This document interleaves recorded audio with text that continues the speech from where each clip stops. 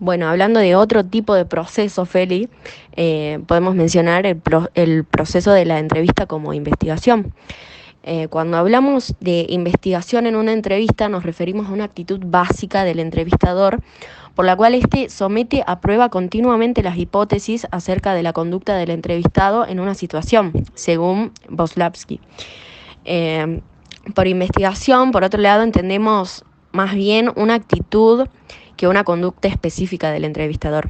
Esta actitud es la que está sometida en la idea de que la entrevista no solo compromete una idea conceptual, sino también un esquema referencial y operativo del entrevistador, en tanto que lo que es sometido a prueba es la inteligibilidad de las conductas del entrevistado a la cual ha tenido acceso el entrevistador a través de la comprensión de los emergentes del campo.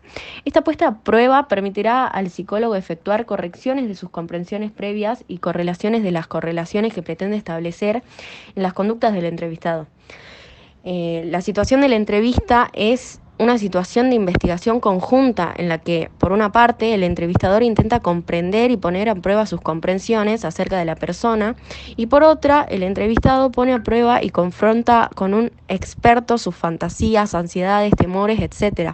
De modo que la situación de la entrevista se convierte en una situación en la que el propio entrevistado ejerce la investigación y la puesta a prueba. En cierto modo, podríamos decir que en la situación de la entrevista se convierte en una situación de interjuego en la que el carácter de juego no debe ser menospreciado. Bueno, y en esos procesos que ustedes están describiendo es importante tener en cuenta que se despliegan fenómenos transferenciales. Y esos fenómenos transferenciales son aquellos fenómenos que se dan en la entrevista y que actualizan relaciones interpersonales ausentes en el campo presente. ¿Qué quiere decir esto? Que la transferencia va a ser la externalización de objetos internos y su vínculo con ellos, los que se depositan en la persona del psicólogo y en la situación de la entrevista. Es decir, el sujeto va a depositar conflictivas personales, relaciones objetales, sin darse cuenta, de manera inconsciente, en la persona del entrevistador y en la situación de entrevista. ¿Sí? Está depositando aspectos internos, es decir, su personalidad, poniendo en juego las relaciones objetales, el tipo de ansiedad que se levantan, los mecanismos de defensa, y todo esto permite comprender los objetos internos, tanto pasados como futuros, incluidos en la conducta del entrevistado. Y es importante también tener en cuenta que la contratransferencia es la transferencia que el entrevistador hace de su propio mundo interno en la relación con su entrevistado, pero esta debe ser consciente para poder manejarla de manera instrumental. También, chicas, no nos olvidemos que toda entrevista es una situación nueva tanto para el entrevistado como para el entrevistador. En este sentido, toda entrevista suscita ansiedades frente al cambio, frente a lo desconocido, es decir, temores de inadecuación de las pautas de conducta tradicionales frente a esta situación específica. Toda situación nueva es ambigua. En el caso específico de una entrevista psicológica, todo es ambiguo, salvo el encuadre.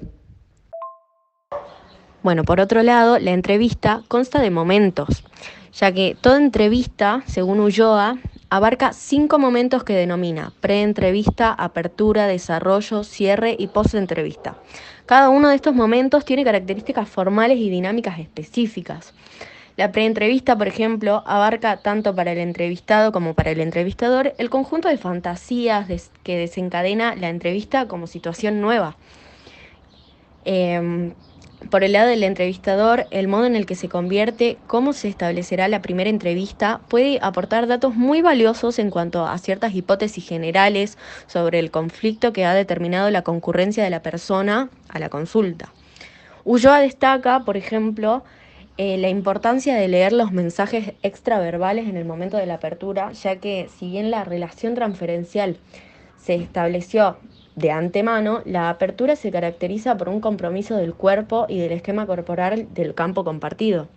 En cuanto al cierre de la entrevista, por ejemplo, esta difiere según el momento del proceso en el que se inserte la entrevista en cuestión.